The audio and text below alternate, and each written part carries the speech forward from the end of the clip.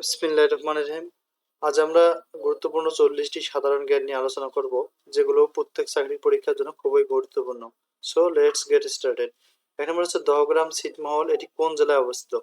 এটি অবস্থিত আসলে উম, লালমনিরহাট জেলায়। দক্ষিণ তালপট্টি দ্বীপ কোন নদীর মোহনায় অবস্থিত? এটি অবস্থিত হারিয়াভাঙ্গা। জাতীয় স্মৃতিসৌধের স্থপতি কে? মইনুল হোসেন। বাংলাদেশের লোকশিল্প জাদুঘর কোথায় অবস্থিত? এটি অবস্থিত সোনারগাঁ। 1997 সালে এশিয়ার কোন রাষ্ট্রে এক দেশ দুই নীতি চালু হয়? এটি চালু হয় গণচীন। এশিয়ার যুক্তরাষ্ট্রের পররাষ্ট্রনীতির মূল ভিত্তি কি? আসিয়ান জোটকে সমর্থন করা।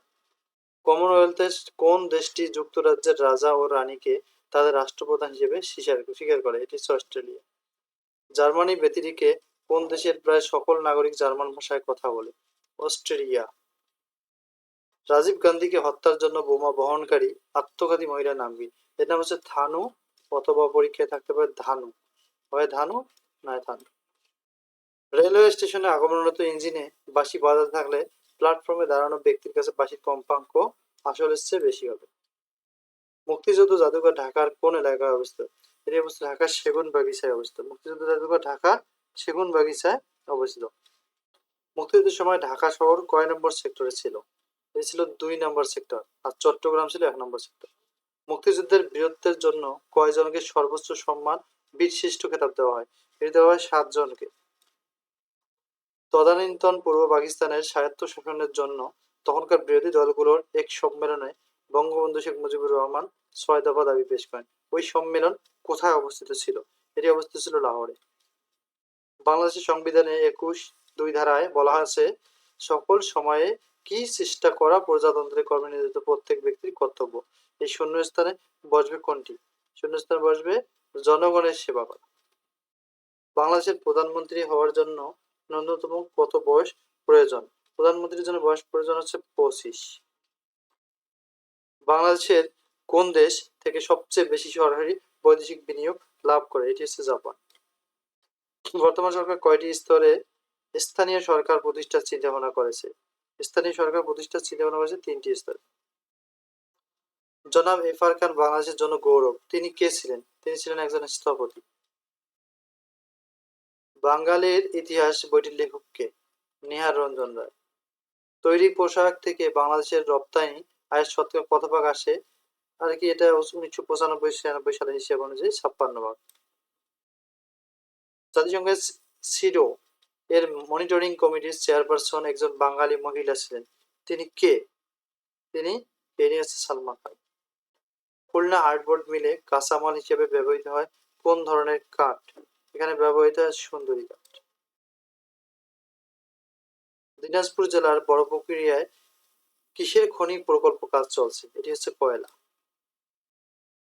বাংলাদেশে বিদ্যুৎ শক্তির উৎস কি? বাংলাদেশে বিদ্যুৎ শক্তির উৎস, যেহেতু বিদ্যুৎ উৎপাদন করতে খনিজ তেল লাগবে, প্রাকৃতিক গ্যাসও লাগবে, পাহাড়ি নদী, অর্থাৎ সবগুলো। ধলেশ্বরী নদীর শাখা নদী কোনটি? এটি হচ্ছে বুড়িগঙ্গা।